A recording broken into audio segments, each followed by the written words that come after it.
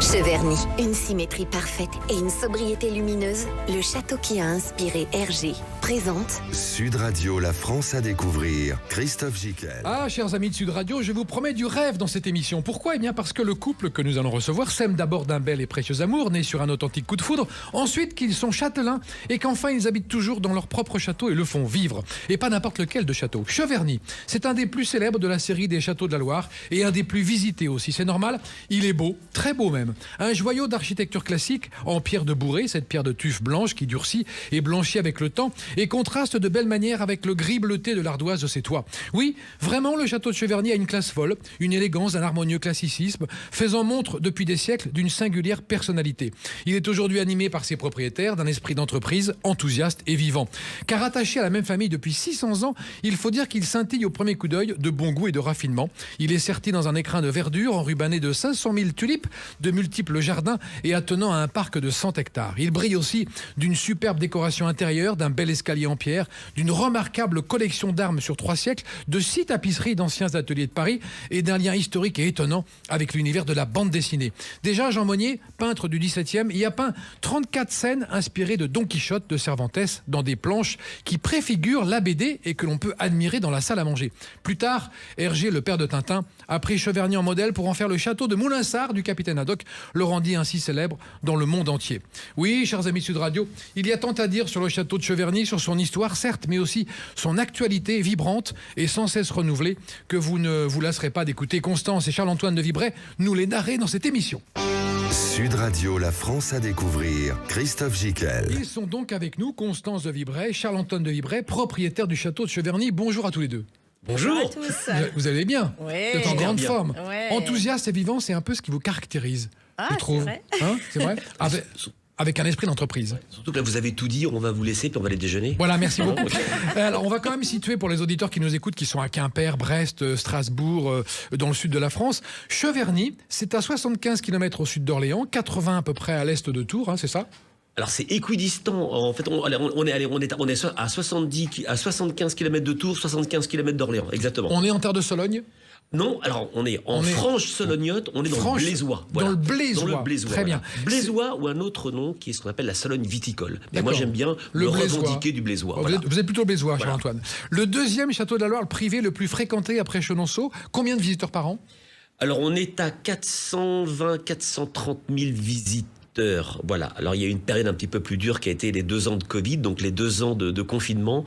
On a repris le rythme antérieur, mais je crois qu'il faut faire attention avec les questions de fréquentation parce qu'il y a beaucoup d'inflation dans tous ces chiffres-là. D'accord. Et mais ça donne une idée. Ça donne une idée, ça donne une fourchette, mais en fait il faut pas en rester là. Il faut faire pas forcément plus, mais il faut faire maintenant, je dirais mieux.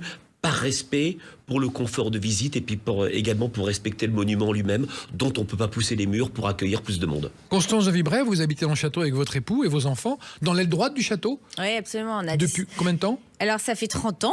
On s'est mariés il y a 30 ans. Et Charles-Antoine avait décidé, 1 an avant notre mariage, d'habiter cette partie-là du château pour que nos enfants et cette petite Madeleine de Proust qui interviennent dans leur vie et qui n'aient jamais envie de vendre ce château. Parce que c'est vrai qu'il y a quand même beaucoup de... Il n'y a pas que des côtés magiques et merveilleux. Évidemment, il y a tout le quotidien. Voilà, c'est une entreprise. Combien de salariés ? On a 50 à peu près. Une petite, 49. 40, on a 48 titulaires. Voilà. 48 donc, titulaires. C'est-à-dire que au plus profond de l'hiver, donc les hivers qui se raccourcissent malheureusement, je dirais en termes de météo, en fait on est 48 et puis auquel on ajoute environ entre 15 et 20 saisonniers longue durée à partir de la fin du mois de mars jusqu'au lendemain du week-end du 11 novembre si le 11 novembre tombe sur un jour férié. D'accord. Voilà.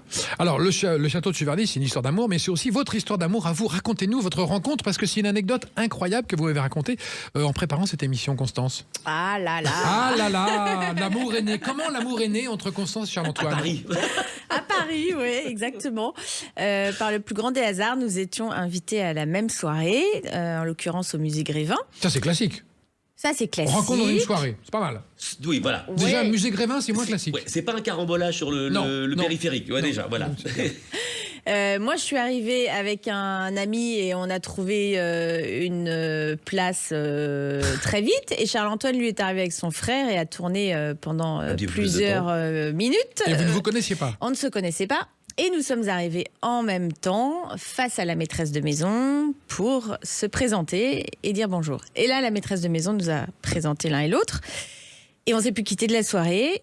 Donc, on a fait le tour du musée Grévin ensemble. Moi, je n'ai reconnu que Marilyn Monroe. Donc, en fait, il savait très bien à qui il s'adressait. Il a vu que derrière, il n'y avait pas grand-chose. Faut pas l'écouter. Énorme. Et puis, au bout de 2 heures, il m'a quitté en me disant il faut que je rentre à Cheverny. Moi, je ne savais même pas où était Cheverny. Ah, vous ne connaissez pas du tout le château? Non, pas du tout, non. Jamais été, entendu parler, rien? Non, rien. Voilà, incroyable.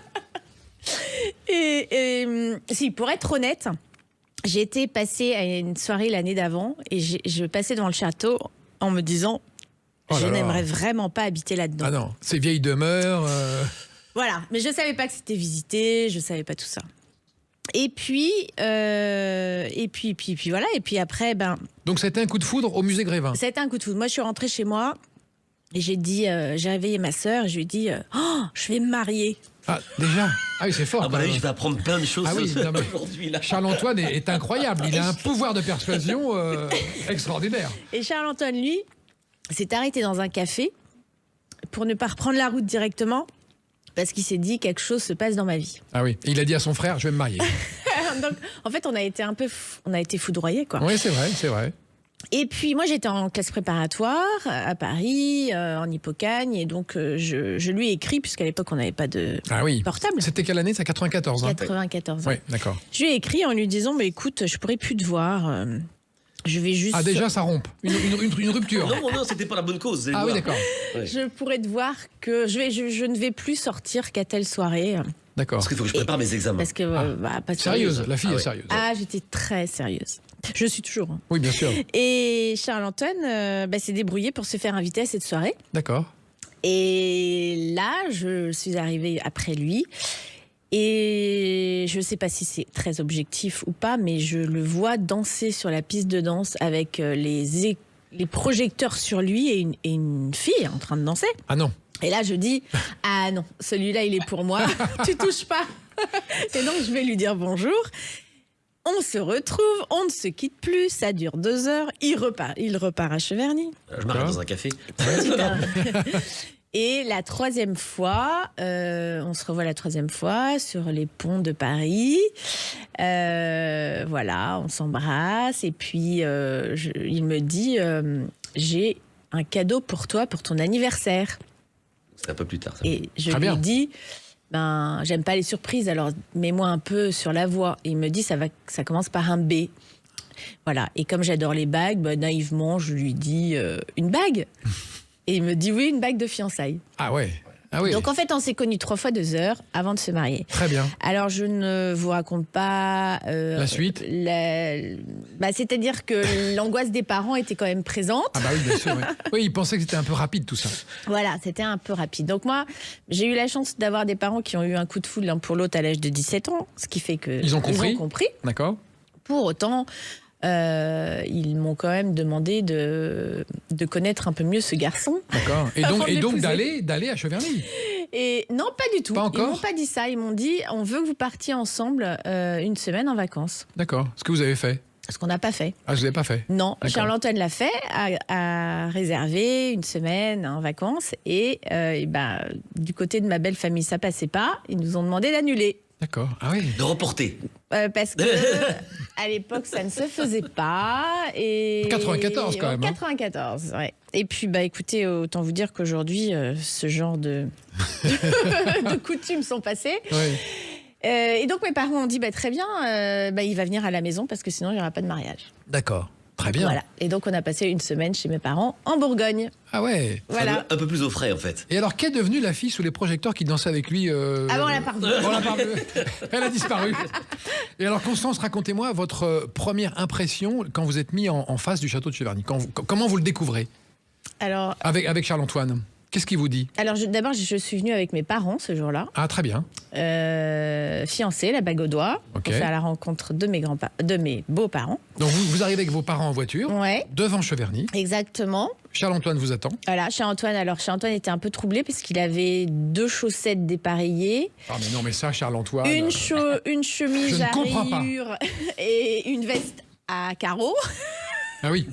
Mais depuis, vous avez fait un peu le Et ménage dans son dressing. Depuis, j'ai réussi à mettre un petit peu D'ordre. d'ordre. De cohérence Voilà. vestimentaire. Voilà, et puis écoutez, je fais la connaissance de ma belle-mère qui a été adorable, qui m'a dit de toutes les façons, pour que mon fils t'ait choisi, je t'aimerai forcément. Ah, c'est beau. Voilà, et puis voilà. Et vos parents connaissaient le château? Mes parents connaissaient le château. J'ai une photo de papa devant le château en noir et blanc. D'accord, très bien. C'est drôle. Alors, votre impression, Constance, devant ce château? Ah alors moi j'étais complètement naïve. Je ne réalisais pas du tout ce que je faisais, ni où j'allais, ni peu importe. Voilà, j'allais avec l'homme que j'aimais. Il avait un château, eh bien soit. Que ce soit à Versailles, sous les ponts, c'est pas grave, je m'adapterai, quoi. D'accord, très bien. Et vous, Charles-Antoine, quand vous aviez déjà le projet d'animer ce château comme une entreprise, ou c'est Constance qui a été un moteur? Ah, non, moi ça faisait partie de mon ADN parce que j'ai une histoire un petit peu particulière. J'ai fait l'objet de ce qu'on appelle une adoption plénière. Donc je suis devenu à l'âge de 3 ans, en fait le fils de mon grand-oncle. D'accord. En continuant à être élevé par mes parents, donc ça n'a pas été troublant. Donc j'ai changé de nom à l'âge de 3 ans. Justement pour que je puisse hériter du nom et du patrimoine donc de mon grand-oncle, donc Philippe de Vibray, d'où vient Cheverny. Mhm. Et c'est la raison pour laquelle inconsciemment et ensuite consciemment, je savais que mon destin et mon avenir étaient à Cheverny. Voilà. D'accord. Donc ça a été intégré de très très très en amont. Très bien. On va continuer cette rencontre avec Cheverny dans un instant. On va marquer une pause avec cette très belle histoire et ces toutes petites histoires et ces grandes histoires de ce château qui est dans l'Ambrésois. Dans le Blaisois, où cela... Sud Radio, la France à découvrir. Christophe Gicquel. Et nous sommes avec Constance de Vibray et Charles-Antoine de Vibray, propriétaires du château de Cheverny, qui nous ont fait part dans ce premier quart d'heure de leur belle histoire d'amour qui est née. Et c'était grâce à cette histoire d'amour que ce château continue aujourd'hui de vivre avec beaucoup d'ardeur, d'imagination. Charles-Antoine de Vibray, racontez-nous, faites-nous vivre ce château. Déjà, décrivez-le nous pour celles et ceux qui ne le connaissent pas. C'est un château classique, on l'a dit, en pierre de bourrée, tufe blanche. Alors c'est un château 17e tout début 17e. D'accord. Donc en fait on est juste après la Renaissance et l'architecture, c'est un château qui relève de ce qu'on appelle l'architecture classique, qui est caractérisée par de la sobriété, Pierre blanche, par de la ardoise. symétrie. Alors pierre blanche, c'est un parement de pierre blanche sur la façade principale, autrement c'est de la pierre dure sur les 4 côtés. D'accord. Voilà, les parements de pierre blanche sont là pour qu'on puisse ciseler, sculpter plus facilement sur la façade principale. Je dirais ces caractéristiques parmi les grands châteaux de la Loire. Je dis grands châteaux de la Loire parmi les châteaux les plus fréquentés. Il y en a d'autres qui sont plus petits, moins fréquentés, mais qui ont tout autant d'intérêt. Mais si on parle des grands châteaux de la Loire, c'est que Cheverny, d'abord, c'est plus un château Renaissance, c'est un château donc d'époque classique. Et surtout, il a été bâti d'un seul jet. D'accord. Voilà. La réflexion de l'architecte est totalement aboutie. Un geste architectural. Un geste totalement abouti. Et puis surtout, ce qui est très intéressant, surtout parlant là en 2024, rien n'a été retranché, rien n'a été ajouté. D'accord. Ce qui fait que on peut le contempler le 17 mars 2024, il est exactement le 17 mars 1634. Alors Charles-Antoine de Vibray, la carte d'identité de ce château de Cheverny, donnez-la-nous, quelques chiffres, hauteur, grandeur, superficie, nombre de fenêtres, etc. Alors je m'y étais un peu préparé, Je sais. j'ai fait quelques calculs. On sait bien. Allez, on va dire, emprise au sol, on va dire à peu près 990 mètres carrés, 79 mètres de longueur. Alors en fonction des décrochements, ça peut aller jusqu'à 15-20 mètres de profondeur, de largeur. J'ai calculé 86 fenêtres auxquelles il faut rajouter 3 œils de bœuf. Une hauteur variable un petit peu en fonction de la pointe de paratonnerre sous laquelle on se trouve, donc on peut aller de 25 mètres à 20 mètres. Alors, je dirais que la caractéristique de Cheverny parmi les châteaux de la Loire les plus visités, c'est que c'est un château qui n'est plus Renaissance. Il invente l'architecture à la française. Donc vraiment, on n'est plus sous influence. C'est vraiment l'architecture française. On aura l'occasion d'y revenir parce que ça a servi de source d'inspiration pour d'autres artistes et non les moindres. C'est également un château qui a été bâti d'un seul jet. Donc c'est fait que la logique architecturale, elle est parfaitement aboutie du début jusqu'à la fin, et d'autant plus respectée du début jusqu'à la fin qu'à Cheverny, rien n'a été ajouté, rien n'a été retranché. D'accord. C'est-à-dire que tel que vous contemplez Cheverny en mars 2024, il était exactement le même. En mars 738. Voilà. D'accord. Ouais. Constance de Vibray, quand vous avez vu ce château, vous, est-ce que vous avez été séduite par son intérieur, son architecture, son ambiance, son esprit? Je peux pas dire que j'ai été séduite. En fait, je me suis complètement moulée Dedans. D'accord. Voilà. Immédiatement. Immédiatement, oui, tout à fait. Et puis, au fur et à mesure, j'ai commencé à voir des petites choses que je trouvais un peu étranges. Par exemple Par exemple, dans la boutique, pourquoi on vendait telle chose, il y avait déjà une boutique à l'époque. Il y avait déjà une boutique. D'accord. Voilà, pourquoi... Et dans le décorum, non? Ah oui, j'ai commencé à changer assez rapidement, oui. Oui, vous avez apporté votre touche. Oui, tout à fait, D'accord. Déplacer des objets, rendre les choses un petit peu plus vivantes, refaire une pièce...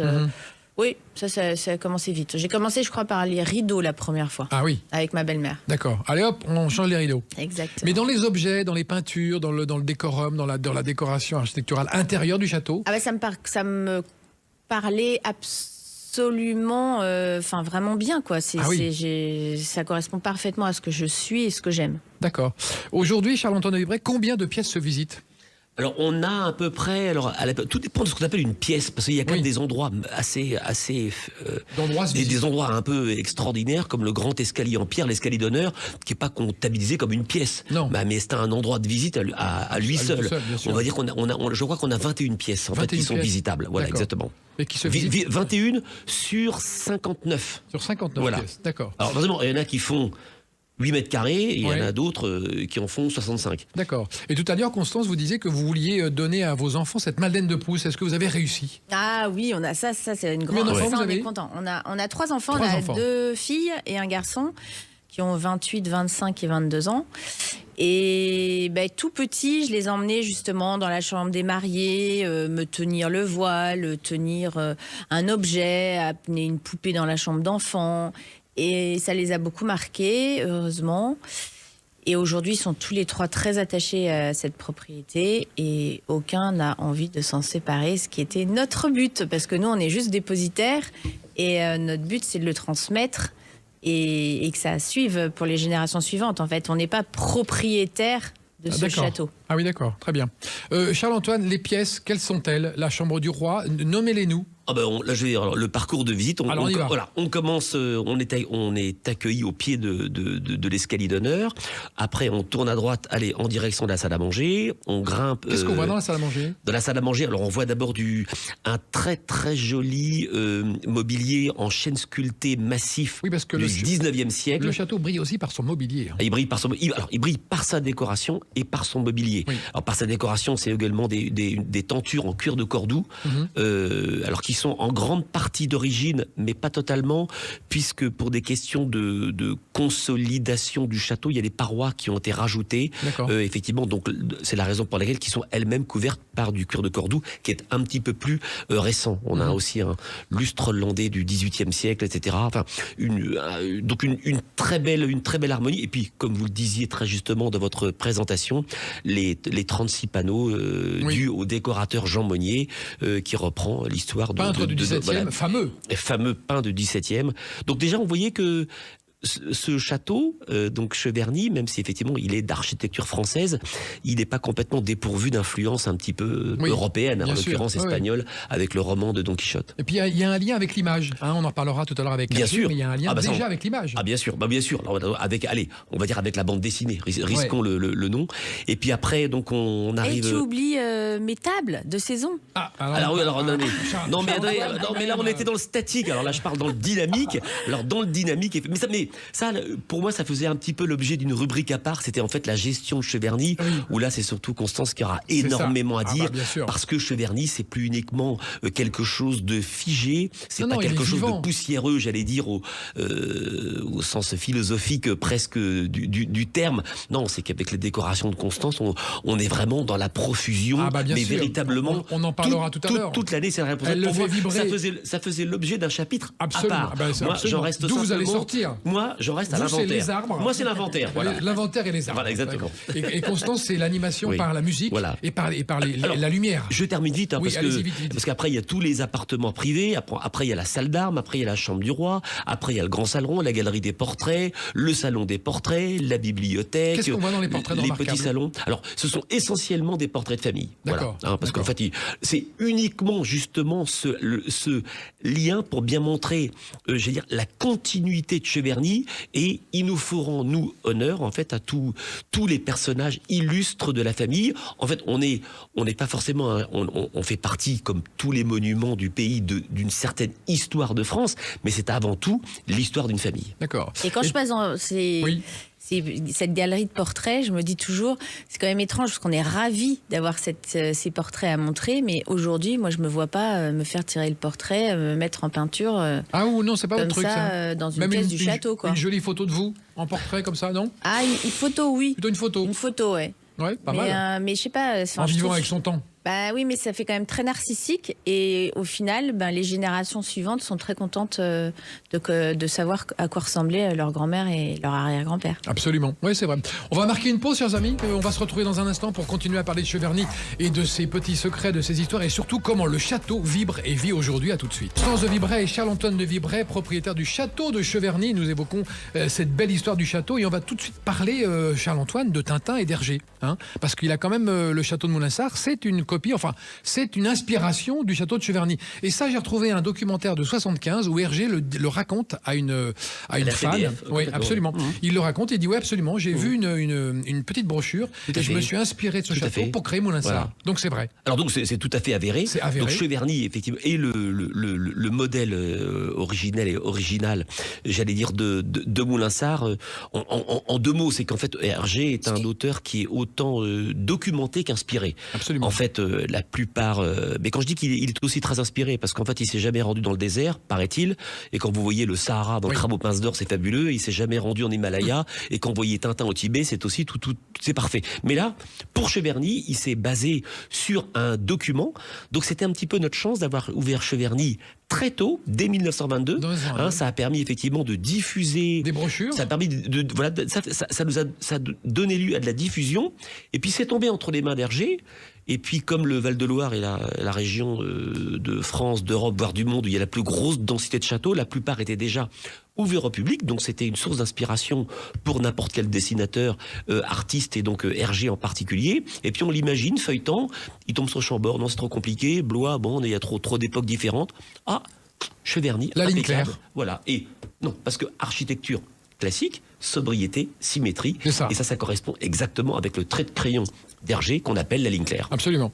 Alors aujourd'hui, quel est le lien avec Tintin? Toujours une expo permanente? Alors le lien avec Tintin, il est très fort. C'est le château de Tintin pour les enfants. C'est le château de Tintin, exactement. Et donc c'est une exposition permanente, donc depuis inaugurée en juin 2001, qui reprend ce qu'on appelle le terme tout à fait technique en la matière, c'est un parcours spectacle, c'est la reconstitution en 3 dimensions d'un certain nombre de pièces de Moulinsart. Donc forcément, des décors, et j'allais dire au-delà des décors, une ambiance où on donne presque l'impression aux visiteurs que les personnages de Tintin, leur ont laissé la place pour qu'ils puissent visiter Moulinsart, et qu'ils reprendront la place, qui reprendront et réinvestiront les lieux en fait juste après. Donc voilà, c'est un succès qui se dément pas, et puis on n'a pas cherché dans le pathos ni dans l'exagération. Il faut être véritablement, quand on parle de Tintin, compte tenu de cette œuvre, faut vraiment être non seulement dans quelque chose d'agréable, d'esthétique, mais aussi être un petit peu dans la subtilité.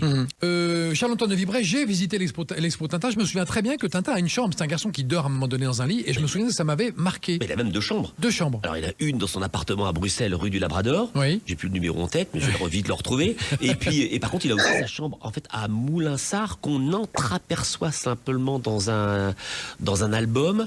Et là, on a la possibilité de la découvrir dans toute sa plénitude, dans sa totalité. Absolument. Et ça, l'Expo Tintin, c'est en permanence. Hein. Alors, en permanence, voilà. D'accord. Le château est ouvert 365 jours par an. Le château est ouvert 365 jours par an, l'exposition 365 jours par an, les jardins 365 jours par an. Alors, on va en parler de ces jardins parce que nous aurons tout à l'heure au téléphone Samy, qui est le chef jardinier, Exactement. qui sont remarquables. Ah oui. On va parler d'un autre Bravo, travail Samy. remarquable, c'est celui de Constance, Voilà. sur le château. Constance le fait vivre de façon très moderne, j'ai envie de dire, avec beaucoup d'imagination, non seulement d'abord sur une programmation événementielle et festive, musicale, mais les lumières sont importantes. Par exemple, vous m'avez dit, Constance, moi je trouve que Cheverny à Noël, c'est le plus beau château du monde. C'est vrai, Et pourquoi? je maintiens. Écoutez, en fait, quand on s'est mariés, donc le 26 novembre 1994, on était tout près de Noël et je me suis aperçue qu'il n'y avait pas de sapin de Noël prévu dans le château. Et alors là, pour moi, c'était inenvisageable de fêter Noël dans ces conditions. Et je me dis, eh bien, c'est l'occasion de faire un sapin géant à l'intérieur du château. Donc, on a commencé par un premier sapin dans la grande entrée. Et puis, chaque année, j'ai rajouté des sapins parce que pour moi, c'est une période tellement magique, féerique, magnifique. Pour en arriver aujourd'hui à... sincèrement, je trouve que c'est le château le plus beau à l'époque de Noël en France. Oui, tout à fait. Le Et mapping voilà. sur les façades? Alors ça, c'est prévu pour cette année. Ah, ça c'est Ça une va nouveauté. être la nouveauté de décembre 2024. Ça va être top. Voilà. Donc on va avoir un très très beau Noël. Ouais, toujours scintillant et surtout plein de lumière. Et parlez-nous de cette façon que vous avez de le faire vivre, ce château, avec les événements. Alors les événements, La musique d'abord. C'est un château qui vibre, qui a retrouvé une jeunesse, j'ai l'impression. Enfin, qui retrouve une jeunesse en permanence. Oui, alors en fait, ça a commencé par les fleurs. Oui. Puisque Ah quand, bah ça, on va en parler des fleurs et du parc. Voilà. Quand on s'est mariés, il n'y avait pas de fleurs. Donc j'ai commencé à planter quelques fleurs devant chez nous. Et puis Charles-Antoine m'a donné carte blanche pour faire le potager. Le but était de montrer les coulisses des fleurs du château. D'ailleurs, c'était pas un potager à l'époque. On l'a transformé justement en jardin, en bouquetier. Et parce que le château a toujours été très bien fleuri, donc on voulait montrer les coulisses de ces fleurs. Et ça a eu un très grand succès. La même année, en même temps, une bonne coïncidence, une société de production nous appelle pour nous demander si on aurait un endroit pour construire un jardin. Donc nous, en tant que chef d'entreprise, Vous avez dit oui? on a évidemment dit oui. Et puis on s'est lancé dans cette aventure de la création du jardin des apprentis. D'accord. Donc il y a le jardin des apprentis. Voilà, le jardin potager, Potager, le jardin de l'amour. le jardin de l'amour, le ruban de tulipe avec Ça, on va en 2 parler. rubans. Incroyable. 2 500 000 rubans. tulipes Ouais, avec 2 rubans de 200 mètres. C'est ça, un demi-million de tulipes qui vont exploser dans 15 jours pour le week-end de Pâques, a priori, si les choses continuent comme ça, et ça durera 3 semaines. On va écouter tout à l'heure Samy qu'on va avoir au téléphone dans un instant. On va l'appeler tout à l'heure. Juste une petite chose quand même sur le parc. Combien d'hectares devons-nous quand on est à Cheverny? Alors ça Charles-Antoine. ça se divise en plusieurs compartiments. Il y a Oui. en fait ce qu'on appelle les jardins et pelouses qui s'étendent sur entre une petite 12 ou 13 hectares. Oui. Après, on a ce qu'on appelle le parc botanique, le parc à la française. On rajoute une trentaine d'hectares. Et après, de l'autre côté La de la forêt. rivière qui s'appelle le Courpin, en fait, il y a ce qu'on appelle la partie forestière du parc qui fait une cinquantaine d'hectares et qu'on peut découvrir avec une tarification spéciale dans un produit qui s'appelle la découverte du parc et du canal en voiture et bateau électrique. Oui. Vous voyez, on est écolo. Hein. Parce qu'on peut naviguer à Cheverny. Il y a un canal. Il y a Ça, un canal. ouais, les gens ne tout savent à pas fait. tous. Voilà. Et alors, qu'est-ce qu'on fait sur ce canal? Et bien, sur ce canal, en fait, ça permet justement de voir une ambiance forestière dans un parc. Voilà. D'accord. Hein, et donc, c'est hyper reposant parce que le tourisme patrimonial est un tourisme on piétine par voie de conséquence, un Oui. tourisme on est fatigué.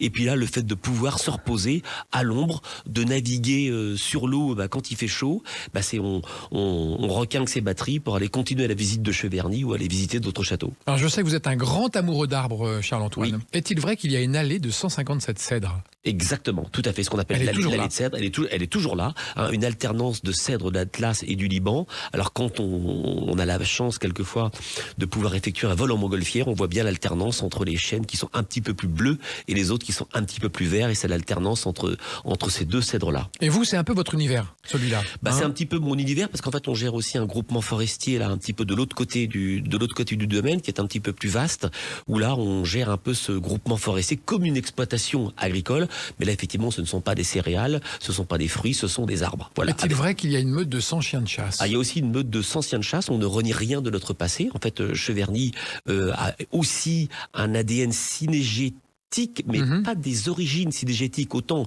quelques châteaux de la Loire n'existent que par la vénerie, que par la chasse à courre, Chambord pour ne pas le nommer. La chasse à Cheverny, ça vient beaucoup plus tard. Hein, ça vient en 1850, quand le château avait déjà 200 ans d'existence. Donc l'ADN de Cheverny, c'est pas la chasse, c'est l'amour. Absolument, oui c'est ça. Ça a toujours été l'amour. Ça a toujours été l'amour. Et Constance de Vibray, quels sont les grands événements qui arrivent à Cheverny au printemps, été, concerts, festivals?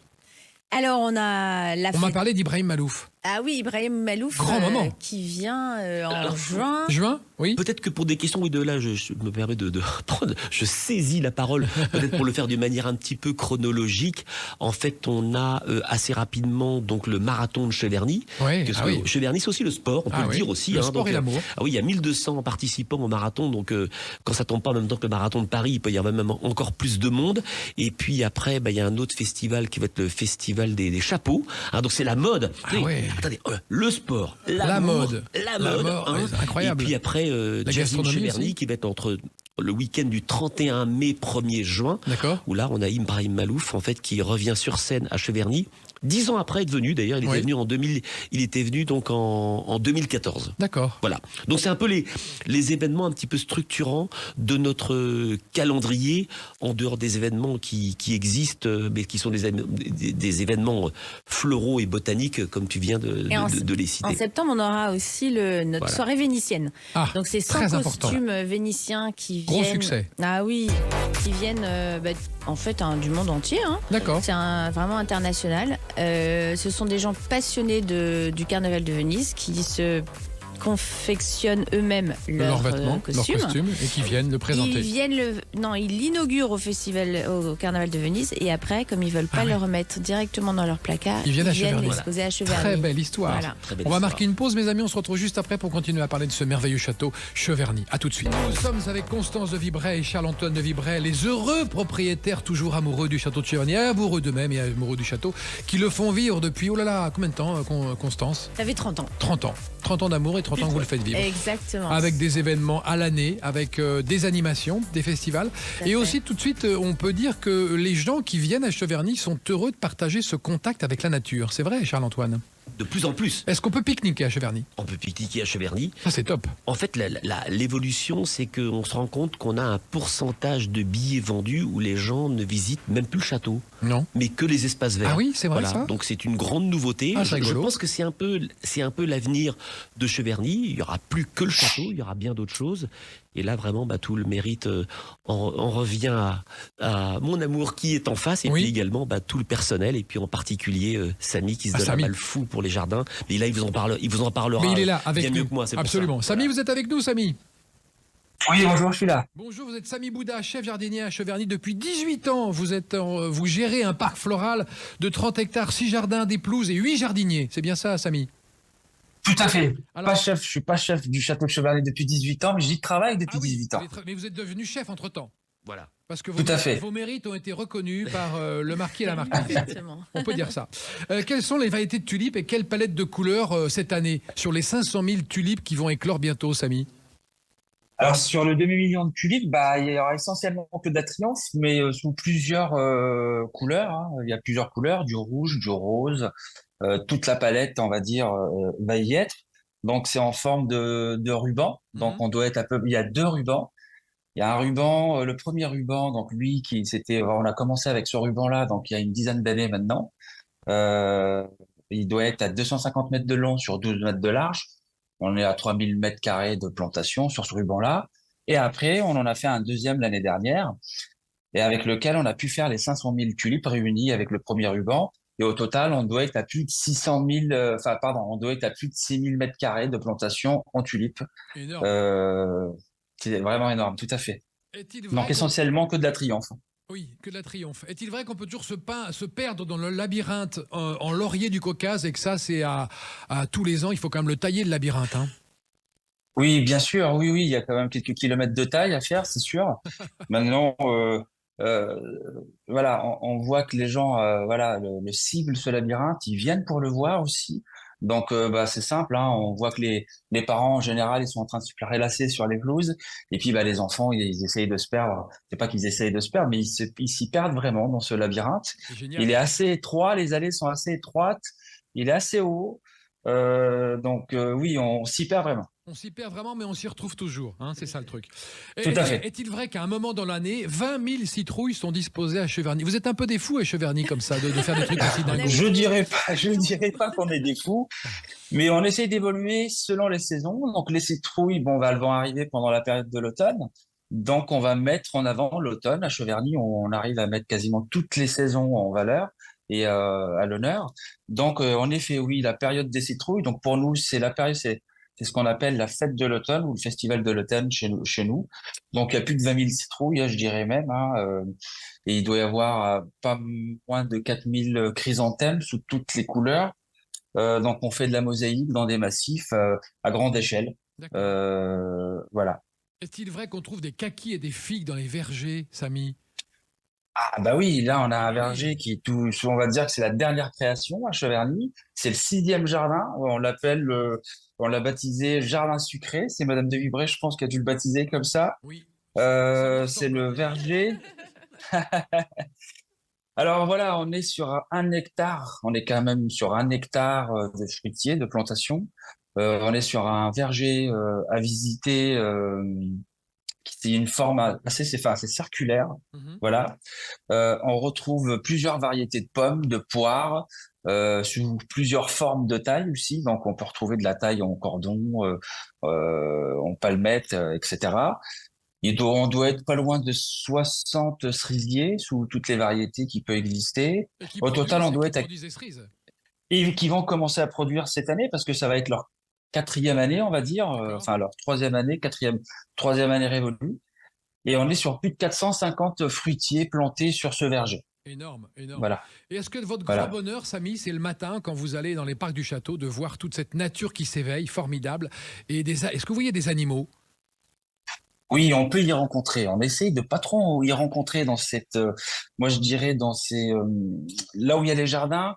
On essaye de pas trop en rencontrer. Pourquoi? Parce qu'il peut y avoir des dégâts. Bah oui. Voilà. Par contre, sur l'autre partie visitable, bien sûr, là, on va pouvoir croiser du chevreuil, des renards pour ceux qui ont de la chance, des lapins, toute la faune qui peut exister dans une forêt. Et quel est le gros de votre travail dans les jours qui viennent là? Est-ce que c'est la taille ou est-ce que c'est la plante? Est-ce que c'est quoi? Alors actuellement, nous sommes en train de tailler les fruitiers. Oui. On va aussi faire tout ce qui est rosier, hortensia et tout ça. Et dans le mois qui suit, on va commencer à faire quelques plantations d'arbres, arbustes, vivaces, tout ça, ça craint pas le gel. Et après, on va attendre pour les plantes potagères, on va attendre que le 15 mai passe, que la fameuse Sainte Glace passe, pour éviter qu'on ait des coups de gel. Et là, par contre, oui, on va vraiment commencer à faire le côté potager. D'accord. Merci beaucoup, Samy, de votre témoignage et on vous souhaite bon courage dans l'entretien de ces magnifiques espaces verts et les potagers. Je vous remercie. Qu'est-ce qu'on mange dans le potager, Charles-Antoine? Il y a tout. Ah bah il y a de tout. On a des courgettes, Pommes de terre, on a courgettes, des tomates, des haricots. Très bien. Voilà. Merci beaucoup, Samy. Bon courage à Cheverny. Merci beaucoup. On a essayé l'aquaponie aussi. Ah, c'est quoi ça? Ah bah oui, d'accord, avec le mélange poisson. Voilà, d'accord, vous mettez des ça poissons marche? rouges, Tout à fait. les excréments nourrissent les Oui. plantes Et ça fonctionne? et les légumes. Et ça D'accord. marche très bien. Et ça marche très bien, oui, en effet. Est-il vrai qu'on trouve du chocolat chaud avec une recette secrète à Cheverny? Ah oui, ça c'est ma recette. Ah, et on pourra l'avoir en exclusivité? Non, la recette est dans un coffre dans une banque à blindé, Zurich. blindé, d'accord. Ça, on n'en saura pas plus. Ah non. Je garde mes recettes. Est-il vrai qu'une glace Cheverny existe? Oui, absolument. Et ça, c'est moi qui ai voulu la faire un jour. Et comme je ne savais pas du tout à partir de quoi partir, je me suis dit, on va prendre mes parfums préférés. Et j'ai demandé au glacier de les mélanger. Et en fait, dès le premier coup, il m'a dit, ça marche. D'accord. Est-il vrai qu'il y a bientôt des vignes qui produiront du vin à Cheverny? Alors, il y a des vignes, alors, c'est un démarrage qui est un petit peu compliqué. Oui, il y a un hectare de vignes. Alors, la question ça de vous tient à l'entretien... cœur, ça, Charles-Antoine, ou pas? Non, c'était un retour légitime. Parce qu'en fait, l'appellation Cheverny, elle prend de l'ampleur. Et nous, il nous paraissait incohérent qu'on puisse pas avoir des vignes en visibilité du château. Ah voilà. oui. Et donc, s'il doit y avoir des vignes en visibilité du château, autant que ce soit les nôtres. D'où un hectare planté avec un entretien qui est assez conséquent. On ne devient pas vigneron comme ça en claquant des doigts. Donc, j'allais dire que l'apprentissage est long et on est bien aidé en la matière et on espère récolter les fruits de notre travail incessamment sous peu. Est-il vrai, Constance, qu'on peut se marier à Cheverny entre le 15 janvier et le 15 février? On pourrait. Si on voulait, on pourrait. Oui, on pourrait. Mais vous voyez la tranche c'est un peu restreinte. Exactement. Dans la période est restreinte. Est-ce qu'il y a des lieux secrets à Cheverny, des caves, des entresols, des choses qui vous posent mystère, qui sont non? Je dirais qu'en fait, l'avantage ce qui est assez extraordinaire dans Cheverny, qui n'est pas grand comme Versailles, certes, mais qui est quand même une vaste demeure, c'est que d'avoir le sentiment, un petit peu les frissons de dire qu'on n'est pas allé partout. Et pourtant, Dieu sait que je le parcours, oui. Ne serait-ce que pour examiner sa santé, son pouls, pour voir si tout va bien. Il va plutôt bien, et en fait, il va bien parce que je lui parle, il va bien parce qu'on l'aime, il va bien parce qu'il se sent aimé, et surtout, c'est un château, comme tous les châteaux qui seront éternels, c'est un château qui a besoin d'amour, de considération, de moyens financiers pour son petit entretien régulier, mais une demeure... On parle de 200 000 par an, 300 000 d'entretien, de budget? Alors, il est extrêmement variable. Ça varie selon les saisons. Cette année, on a dépensé, je crois, 700 000 euros de travaux, parce qu'on a refait entièrement l'orangerie. D'accord. On vient de terminer un programme de 300 mètres carrés de renouvellement des parquets, qui était plutôt en bon état, mais pas forcément prévu pour accueillir 400 000 personnes par an, avec toutes les questions de frottement, etc. Donc ça veut dire que quand nous gagnons 1, on investit pour le château 1,1. Voilà. Bravo pour tout ce que vous faites pour Cheverny, bravo pour votre participation. Allez-y. De votre antenne pour remercier tous les membres du personnel et Samy là qui vient de... qui était avec ils sont géniaux. Ils sont géniaux parce qu'en fait sans eux on pourrait rien faire. Absolument. Et ils sont dévoués en plus. Exactement. Et ils aiment le château. Et on les aime. Rendez-vous à Cheverny, le site internet, c'est quoi, Constance? Cheverny.fr, on trouve toutes les infos. www.château-cheverny.fr. Parfait. Voilà. Merci beaucoup à mes amis d'avoir participé à cette émission et on se retrouve à Cheverny. C'est nous qui vous remercions. Dans le Blaisois. Voilà. À bientôt. Sud Radio, la France à découvrir. Christophe Gicquel. Avec Cheverny, une symétrie parfaite et une sobriété lumineuse. Le château qui a inspiré Hergé.